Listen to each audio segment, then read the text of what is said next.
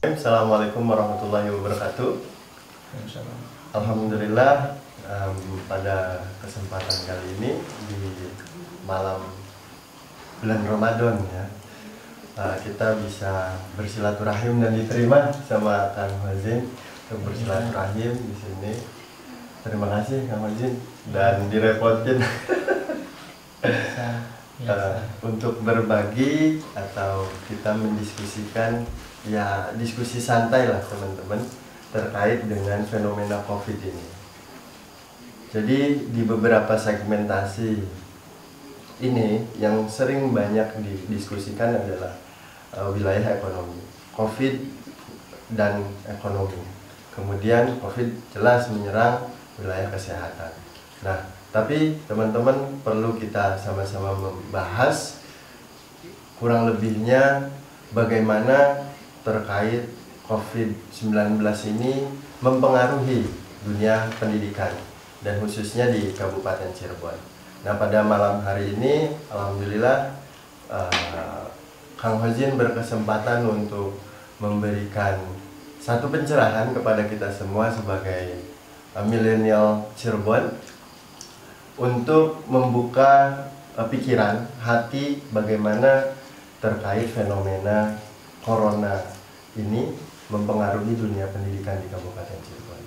Nah, Kang, bagaimana nih Kang menurut Akang terkait corona di Kabupaten Cirebon, kemudian keterpengaruhannya kepada dunia pendidikan?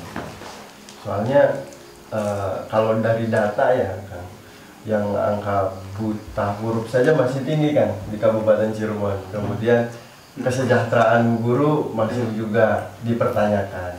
Dan satu lainnya juga bagaimana tentang kondisi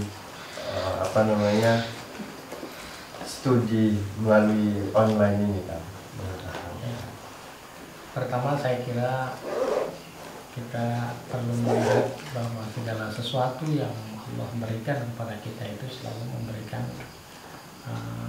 dua sisi. Pertama adalah sisi positif bagi orang yang mampu menjadikan ujian atau apapun ini sebagai sesuatu pelajaran, dan sisi negatif bagi orang yang kemudian tidak mampu menganalisa dan melihat fenomena ini sebagai bagian daripada kehendak dan keinginan Allah kan gitu. Tentu kita selalu ingin melihat dari sisi positif ya. Walaupun kemudian di sisi lain tentu ada pengaruh negatif ya, terhadap khususnya di dunia pendidikan. Ya, sisi positif dari COVID-19 di dunia pendidikan ini diantaranya adalah terbangun sebuah kemandirian. Ya, kemandirian pertama bagi unit-unit pendidikan atau sekolah-sekolah ya. Karena dengan COVID ini sekolah harus mampu melakukan upaya-upaya di mana pembelajaran yang tadinya dilaksanakan secara langsung itu kemudian dilaksanakan dengan cara online atau dengan cara yang lain ya, yang tidak seperti biasanya.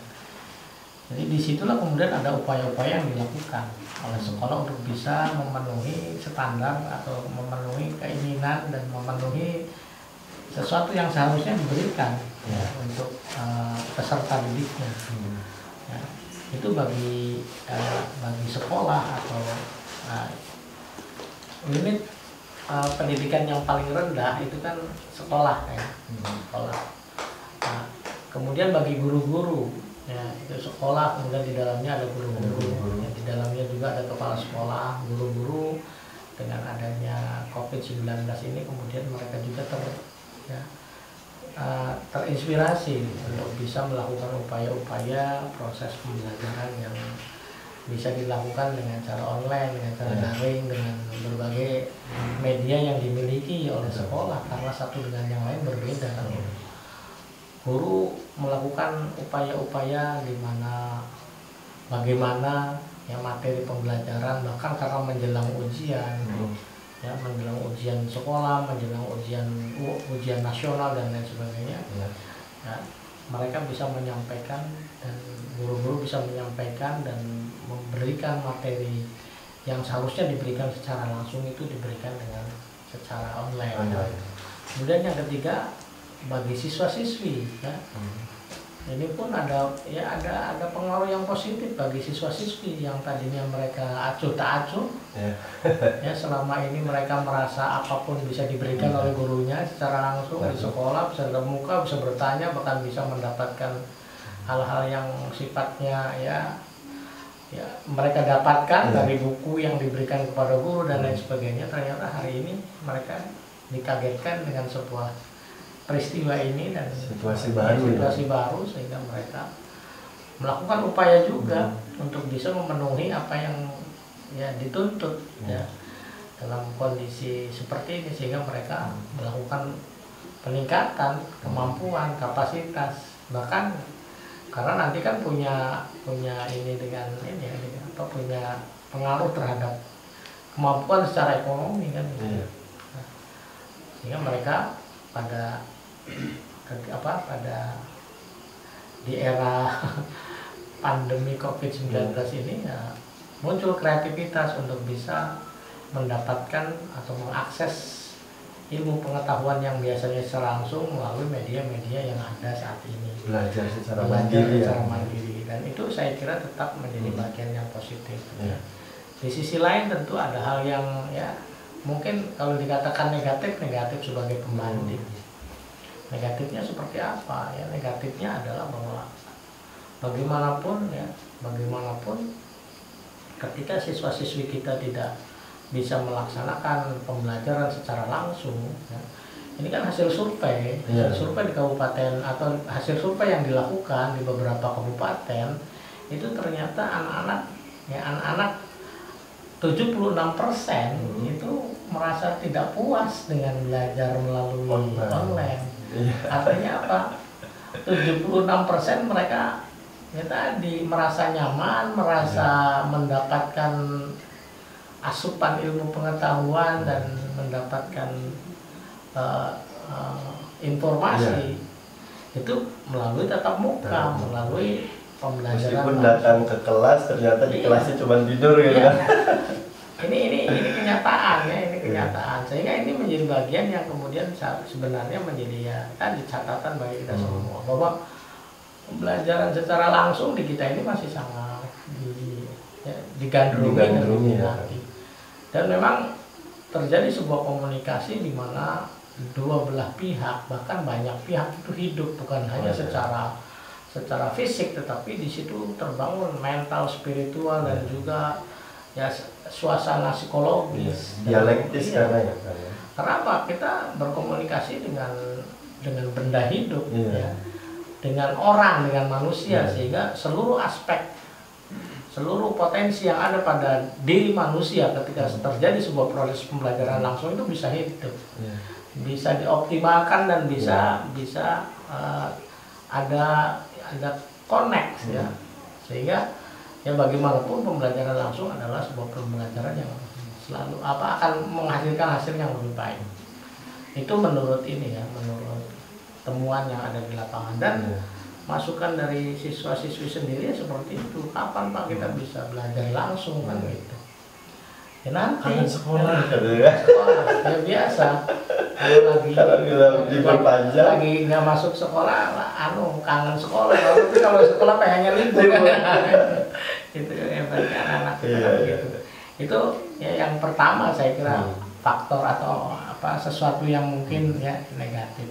Seluruh aspek jasmani rohani kita dalam sebuah pembelajaran daring itu tidak teroptimalkan, terkoneksasi secara maksimal dan baik.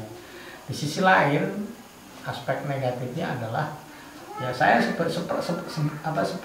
seperti yang saya peroleh misalnya masukan dari siswa dan dari mahasiswa, mereka merasa keberatan dengan proses pembelajaran jarak jauh ini karena faktor ekonomi juga, karena ternyata untuk melakukan upaya tadi ya, melakukan upaya pembelajaran daring itu memerlukan biaya yang sedikit bagi orang-orang tertentu ya, sehingga ini menjadi sebuah keluhan sendiri bagi mereka ya, sehingga harapannya ya bagaimana ya ada tetap ada sebuah proses di mana mereka bisa mengakses tidak secara online tapi secara manual, misalnya ya seperti pembelajaran yang biasa dilakukan, diberikan buku modul dan lain sebagainya ya. Kebetulan di sekolah kita menyiapkan modul dan kita sudah melakukan sebuah proses pembelajaran jarak jauh ya. Dengan melalui modul ini mereka pertama bisa mendapatkan informasi, ilmu pengetahuan yang juga diperoleh oleh orang lain tetapi dengan biaya yang bisa lebih murah. Karena apa, buku-buku itu bisa mereka peroleh dari sekolah dan kemudian bisa dibaca dan bisa nanti akhirnya diberikan kembali kepada pelajar atau mahasiswa yang akan datang. Itu dari sisi biaya. Kemudian yang ketiga adalah ya tadi di sisi lain bahwa COVID-19 ini memberikan dampak yang sangat luar biasa kepada siswa untuk kemudian hanya diam. Nah ini yang diam ini ya, jadi banyak halu gitu kan. Iya, mereka terlena dengan kondisi seperti ini, mereka tidak mau tahu. Yang jelas katanya kondisi seperti ini akan ada semacam syafaat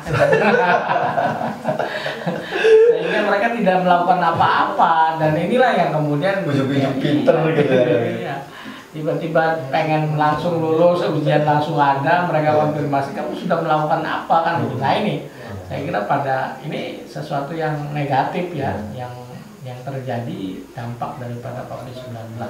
Jadi mereka pasif, mereka tidak mencari kan gitu ya. Memang ini bagian yang tidak terpisahkan daripada segmentasi siswa kan. Ada siswa yang aktif, ada yang kreatif, ada yang santai, ada yang sangat santai dan tidak mau tahu.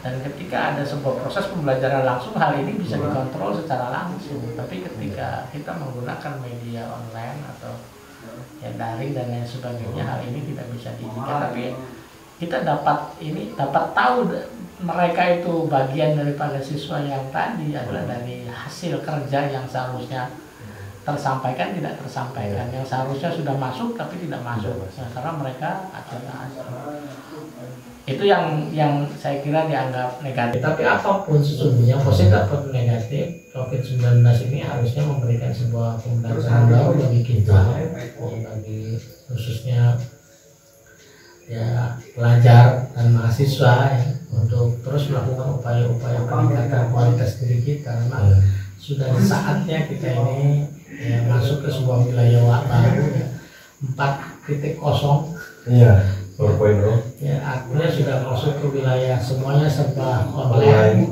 serba digitalisasi dan lain sebagainya. Dan ini saya yakin akan memberikan sebuah ya, menginspirasi seluruh stakeholder dan saya kira yang terlibat di dunia pendidikan untuk terus meningkatkan kualitas ya, kualitas dirinya, kualitas lingkungan dan kualitas lembaga pendidikan yang ada, sehingga bisa mengikuti dunia pendidikan ini tetap akan diikuti dan bisa mengikuti perkembangan zaman sehingga tidak termarginalkan.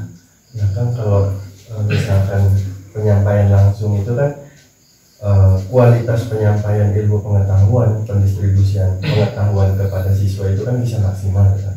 Artinya kualitasnya akan kita bisa langsung pantau nih, oh ternyata kualitas si A udah lumayan bagus nih. Nah untuk bisa memantau sampai seperti itu dengan kondisi pembelajaran sistem daring ini, dengan kualitasnya ya minimal nggak terlalu jauh berbeda gitu kan dengan offline, itu ada kiat-kiatnya nggak kan?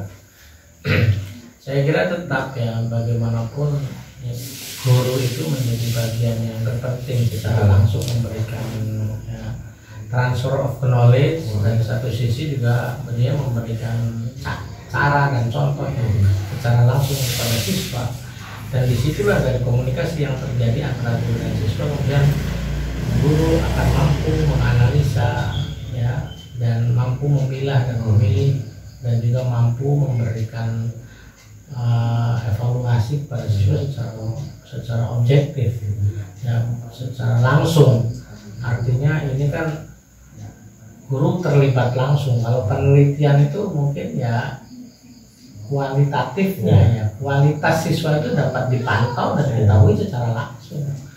Tapi dengan media daring dan lain sebagainya, siswa bisa saja mengerjakan tugas tapi kemudian copy paste dari yang lain. Nah ini kan yang tidak bisa kita sekali. Nah, oleh karena itu saya sepakat dengan sebuah hasil riset bahwa di 123 negara ternyata aspek yang mampu memberikan dampak yang positif pada sebuah perkembangan pendidikan, aspek atau faktor pertama itu tetap guru.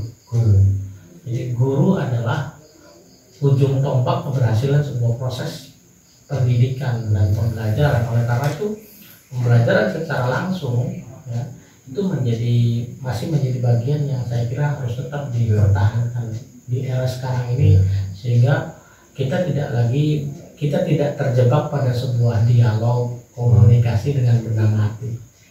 Kenapa sekarang hati manusia banyak yang mati, anak-anak kita banyak yang tidak punya hati nurani? Karena mereka belajar di internet, mereka belajar di dunia maya, mereka belajar dengan benda mati yang tidak mampu dan tidak memberikan apresiasi secara jasmani maupun rohani, apalagi secara psikologis kepada mereka, sehingga mereka menjadi mati. Maka ya saya berpendapat bahwa pembelajaran secara langsung itu harus tetap menjadi bagian dan terus diupayakan di samping.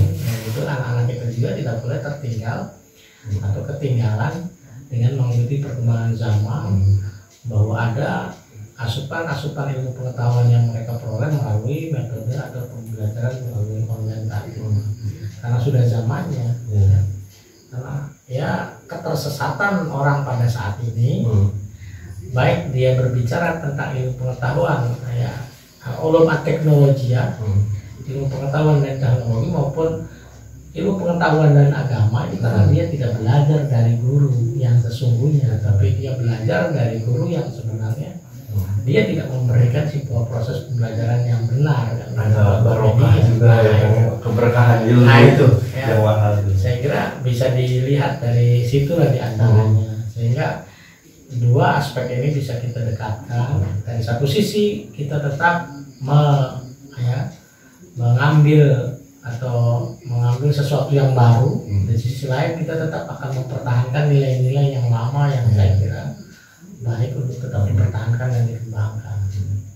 Berarti memang dengan kondisi yang seperti ini ya sosial shock kayak gitu ya, artinya semua kaget dengan kondisi yang ada hari ini.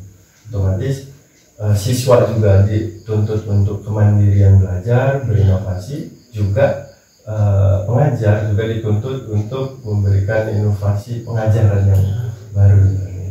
Nah kemudian kan dengan model yang seperti itu, kira-kira menurut Akang nih, kurikulumnya yang diajarkan itu baiknya memang sesuai dengan apa yang sudah dicanangkan, ataukah dengan hal yang baru gitu? Dengan udahlah nggak usah pakai kurikulum terlebih dahulu dengan pemberian informasi yang baru, atau memang harusnya udah sesuai kurikulum yang ada aja penyampaiannya? Ya, saya melihat misalnya karena kebetulan saya banyak berkecimpung di lembaga-lembaga swasta, lembaga pendidikan swasta, baik di tingkat dasar, menengah maupun tingkat pertama maupun tingkat atas, itu setiap lembaga pendidikan swasta selalu mengcombine kurikulum antara kurikulum yang memang diwajibkan oleh Kementerian Pendidikan Nasional. Nah kemudian yang kedua, mereka pun kemudian memasukkan kurikulum yang menjadi basic daripada pendidikan itu berada di yayasan-yayasan yang ada. Kalau dia yayasan Islam, maka kurikulum yang berbasis Islam diajarkan kepada mereka. Kalau yayasannya adalah yang Kristiani, maka mereka pun memasukkan kurikulum yang berbasis Kristiani, dan itu saya kira hal yang sudah biasa ya di kita. Dia mengcombine kurikulum, karena kurikulum adalah al-manhaj ad-dirasi, akan mengarahkan anak menjadi apa adalah kurikulum. Tapi sekali lagi kita juga harus terus melakukan upaya-upaya ya, bahwa kurikulum kita ini bukan untuk hari ini Ya, tapi kurikulum kita ini yang kira-kira mampu mengantarkan siswa ke depan sehingga punya daya saing, punya kemampuan yang memang selalu ya terupdate sesuai dengan zamannya. Ya. Makanya saya sangat ya ini dengan sebuah ungkapan sangat sepakat ya dengan ungkapan yang disampaikan oleh Ali bin Abi Thalib bahwa adibu auladakum fa innahum ya'ishuna li ghairi zamanikum. Ajari anakmu ya hari ini dengan ilmu pengetahuan dan teknologi yang memadai karena mereka bukan hidup di zamanmu tapi di zaman yang akan datang. Artinya kurikulum itu harus terus hidup. Oleh karenanya saya kira orang yang atau kita yang berkecimpung di dunia pendidikan itu tidak mudah demam dengan perubahan kurikulum. Karena kurikulum itu adalah sesuatu yang terus dinamis dan berkembang sesuai dengan zaman dan sesuai dengan waktu. Begitu juga saya kira dengan kurikulum yang arahnya kepada 4.0 ya. Tentu anak-anak kita juga harus disiapkan ke arah sana. Tapi di sisi lain tadi kurikulum kita harus mampu memberikan ya, dasar yang kuat sesuai dengan keyakinan dan kepercayaan di mana sekolah itu dikembangkan dan dibangun. Karena dari beberapa media kan Mendikbud sudah ada strategi ada 3 strategi. Kalau misalkan daring ini bisa diselesaikan di bulan Juli ataupun di bulan Agustus gitu ya, atau nanti di akhir tahun 2020, artinya pembelajaran daring ini bisa saja sampai akhir tahun gitu kan. Nah, dengan kondisi misalkan yang paling amit-amit gitu kan sampai akhir 2020 harus daring terus dengan kesiapan fasilitas fasilitas yang ada baik itu swasta dan negeri, kemudian kemampuan SDM dan kemampuan siswa yang berbeda secara ekonomi, artinya fasilitasnya tidak memadai gitu kan. Iya, saya punya prediksi bahwa dari satu sisi kemampuan siswa ya di era daring ini berbeda dengan siswa-siswa yang pembelajaran langsung. Dari satu sisi mereka mungkin punya kecerdasan baru ya, di bidang di mana mereka dapatkan dan kembangkan saat ini, tapi di sisi lain itu saya punya keyakinan ya bahwa ya tentu akan mengalami penurunan secara kualitas bagi mereka kalau kemudian proses daring ini akan berlangsung sampai misalnya akhir 2020 ya, kecuali kemudian ya dari satu sisi ya kekurangan yang ada di lembaga-lembaga pendidikan atau sekolah-sekolah yang masih sangat terbatas ya, khususnya misalnya saya ini menjadi salah satu dewan ya ketua dewan penasehat untuk sekolah swasta Kabupaten Cirebon. Saya tahu betul bagaimana kemampuan sekolah swasta. Saya akan kalau mereka harus mengadakan sebuah proses dengan cara belajar seperti ini, ya tentu saja dari satu sisi akan mengalami banyak kendala.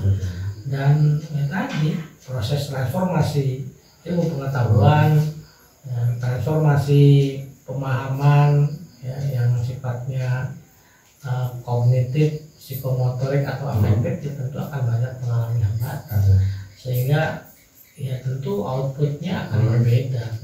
Ya setidaknya ya mengalami penurunan lah, kalaupun tidak ya mengalami penurunan lah. Saya punya anggapan seperti itu kalau proses yang berjalan dengan cara daring ini tidak begitu memberikan tadi ya, walaupun di sisi lain secara acak mungkin ada siswa-siswi atau peserta didik di saat COVID-19 ini mereka semakin punya kemampuan yang di luar yang lain, tapi di sisi lain secara umum kebanyakan main game kan ya.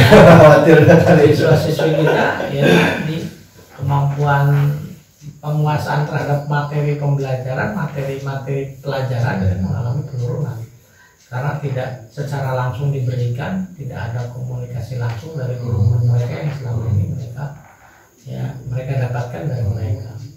Karena guru kan masih menjadi faktor utama ya. Kemudian guru menugaskan siswa atau peserta didik untuk mencari informasi tambahan melalui internet, melalui Google dan lain-lain. Nah sekarang informasi dari internet itu dianggap sebagai sebuah informasi pokok kan di mana. Nah ini tentu akan memberi dampak yang berbeda dengan yang sebelumnya.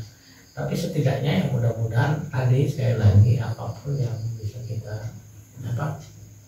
ujian dan ini cobaan ini akan memberi ya tadi hikmah bagi kita. Kita harus tetap mengambil hikmah dari COVID-19 ini dalam sebuah proses pembelajaran yang kita lakukan. Ya tadi ya banyak lah nanti punya efek domino juga, bukan hanya kepada kemampuan penguasaan materi pembelajaran pada siswa, tapi juga kan pada aspek sosial, budaya, ekonomi. Sosial budaya ekonomi siswa, guru, dan peserta didik, orang tua siswa itu kan juga terpengaruh oleh kondisi seperti ini. Karena hakikatnya kan dalam sebuah proses hidup ini tidak terlepas dari aspek